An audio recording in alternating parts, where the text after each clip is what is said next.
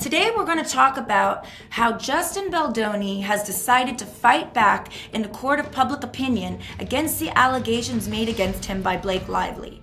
He's decided that there's too much at stake to wait for his day in court in order to be heard. Do you think he was right in doing so, or do you think he should have waited? We're going to get into exactly why right now.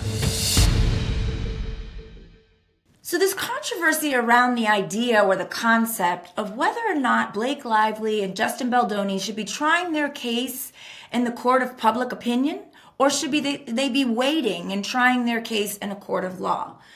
So I've been thinking a lot about this, reading a lot about this, and here's what I think. I believe that Justin Baldoni really was put in a corner in this case. He had no other choice.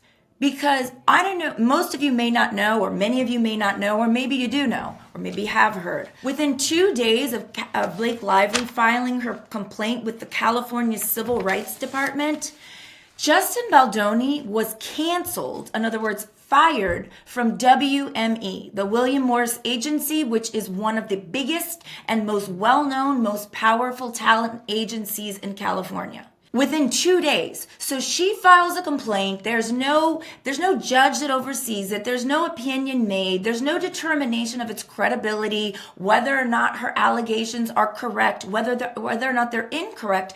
At this point, it's merely her writing things down on a piece of paper. Okay? Now, when somebody makes a complaint or drafts a complaint, whether it's with a governmental agency or a court of law, a complaint is allegations. Now, yes, in a court of law, a complaint, allegations are supposed to be based upon fact. But if Blake Lively is not telling the truth, then her facts and what her lawyers are going to put in the complaint may not be based on truth either. So at this point, we don't know that, and there's no way that WME would know that. However, they canceled him, they fired him, they released him from their agency within 2 days without any factual findings or determinations being made. Now, you might say, well, what effect does that have? That's a huge effect. That is how he makes his money.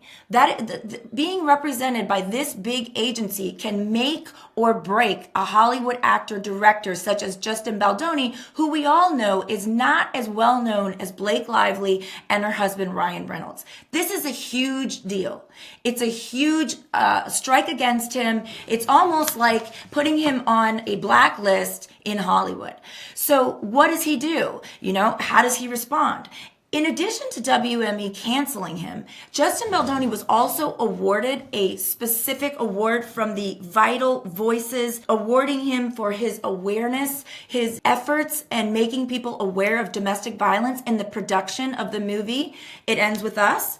And they stripped him of that award. They took it away. Again, based solely on allegations or things that Blake Lively alleges happened without any determination or judgment by a court of law or jury. So Justin Baldoni is essentially within 2 days on a blacklist. He's been stricken or fired from the biggest agency, and this award has been taken. So what does he do? We all know that cases take months and even years to go to trial. My biggest case, the Parkland shooting case, took, I think, 5 years to get to trial, and that was with me pushing every single day, trying to get the lawyers move it, and we had COVID for about 1.5 years where the courthouse was shut down, and that took 5 years. So most cases take years and years and years to get to trial. It just is the way that it is. So should Baldoni wait, 3, 4, 5 years to get his voice heard in a court of law, or should he strike back? I mean, does he have the resources to be able to say, okay, well, now I've been blacklisted by WME. All of Hollywood thinks that I'm this pervert who's, sexually harassing people on set. My company, my production company, my movie company, and myself as an actor, everybody has this perception of me. What do I do?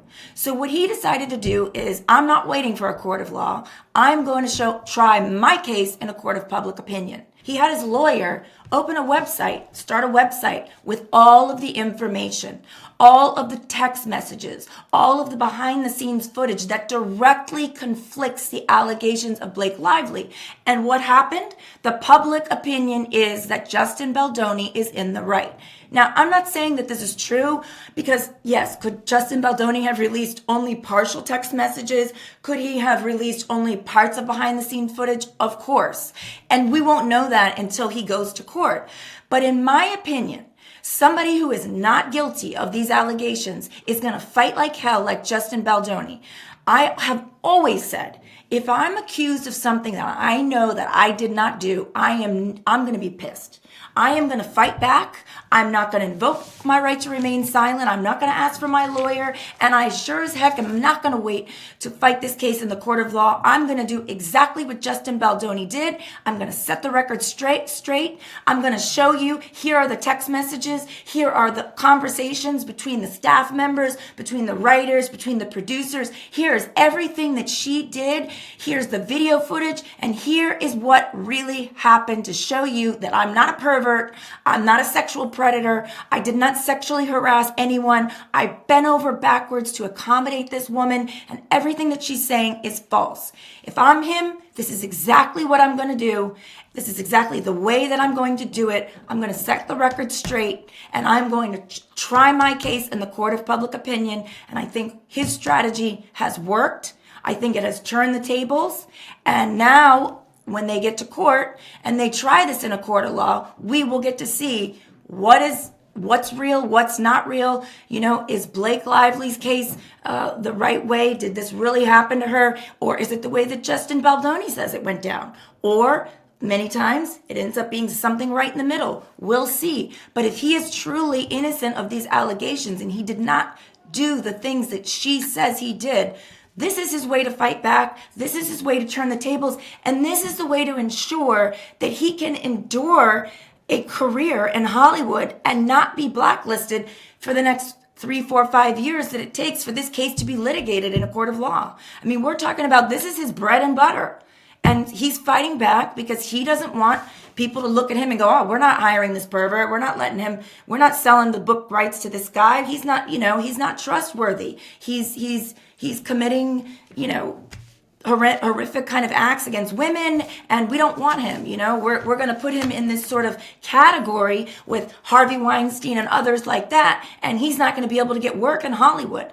Justin Baldoni was setting the record straight in his point of view, and he's trying to make sure that what happened to, other people doesn't happen to him, so that he can actually make his way in Hollywood, continue to make a living in Hollywood until the point that the case goes to trial. Was he right? Was he wrong? What do you think?